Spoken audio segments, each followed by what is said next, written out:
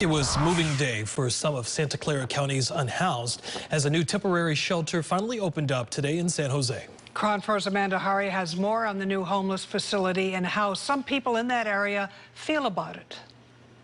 The building behind me used to be a senior housing complex, but it had been vacant for years. Until now, the county has moved some people experiencing homelessness into the building temporarily. I feel like it's definitely a good step forward in trying to help these people find permanent housing. And that's Santa Clara County officials' goal, to move the people that are living at 1185 Pedro Street to permanent housing. Officials say everyone who moves in already has a voucher for long-term housing.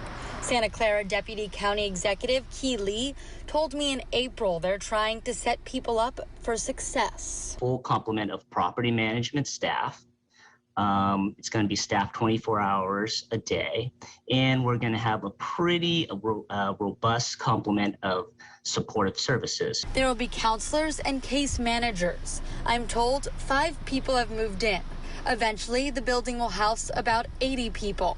Jose Contreras works at Ganado Feed down the street. He says he's seen people experiencing homelessness in the Willow Glen neighborhood. There is a few people in the immediate area around here, up the street, by the creeks, under the bridges around the area, yeah. Contreras feels a shelter like this will make a difference. I think it's really good because, the homeless people right here in San Jose haven't been,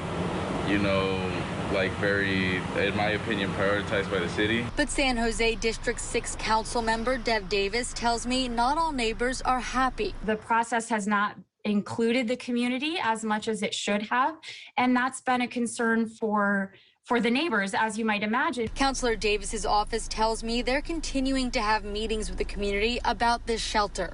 And use of this facility is just getting started. County officials tell me they have a 20-year lease with an option to renew. So they plan to use this as temporary housing for the long term. In San Jose, Amanda Hari, KRON 4 News.